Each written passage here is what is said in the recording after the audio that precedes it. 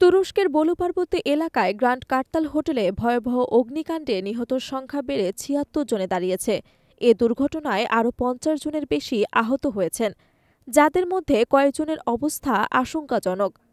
হোটেলের কাঠের আবরণ এবং পাহাড়ি এলাকার দুরূহ অবস্থার কারণে ৪৫ মিনিটের মধ্যেই আগুন পুরো ভবনকে গ্রাস করে। এই ঘটনায় শোক প্রকাশ করেছেন তুরস্কের প্রেসিডেন্ট রিসেপ তাইয়্যিপ এরদোয়ান। তুরস্কের বলু পার্বত্য এলাকার কার্তিকার রিস রিসোর্টের গ্র্যান্ড কার্তাল হোটেলের মঙ্গলবার বিকেল ৩টা ৩০ মিনিটে রান্নাঘর থেকে আগুনের সূত্রপাত ঘটে।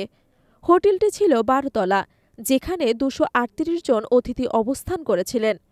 স্কুলের ছুটির কারণে অনেক শিশু এবং অভিভাবকও ছিলেন হোটেলে। পাহাড়ি অঞ্চল হওয়ায় ফায়ার সার্ভিসের সেখানে পৌঁছাতে ৪৫ মিনিটের মতো সময় লাগে, যা ছিল পুরোপুরি যথেষ্ট আগুনকে ভয়াবহ রূপ নেয়ার জন্য। কাঠের আবরণে তৈরি হওয়ায় আগুন দ্রুত ছড়িয়ে পড়ে। এক প্রত্যক্ষদর্শী এই ঘটনাকে মহা বিপর্যয় হিসেবে অবহিত করেন। তিনি জানান, মাত্র আধ ঘণ্টার মধ্যেই আগুন পুরো হোটেলটিকে গ্রাস করে। এই ঘটনার সময় আতঙ্কিত অতিথিরা হোটেলের জানালা থেকে লাফিয়ে পড়ার চেষ্টা করেন। এক প্রত্যক্ষদর্শী ওমর সাকরাক বলেন, আমি একজনকে ১১ তলা থেকে লাফিয়ে পড়তে দেখেছি। জানি না তিনি বেঁচে আছেন কিনা। এই ভয়াবহ দুর্ঘটনায় শোক প্রকাশ করেছেন তুরস্কের প্রেসিডেন্ট রিসেপ তাইয়্যিপ এরদোয়ান। তিনি নিহতদের পরিবারের প্রতি গভীর সমবেদনা প্রকাশ করেছেন এবং আহতদের সর্বোচ্চ চিকিৎসা নিশ্চিত করার নির্দেশ দিয়েছেন তিনি। এর পাশাপাশি অগ্নিকাণ্ডের কারণে অনুসন্ধানে তদন্তের নির্দেশ দেওয়া হয়েছে। তুরস্কের পর্যটন শিল্পে স্কি রিসোর্টগুলো বিশেষ ভূমিকা রাখে। শীতকালীন এই অঞ্চলগুলোতে নিরাপত্তা ব্যবস্থা নিয়ে পূর্বেও প্রশ্ন উঠেছে।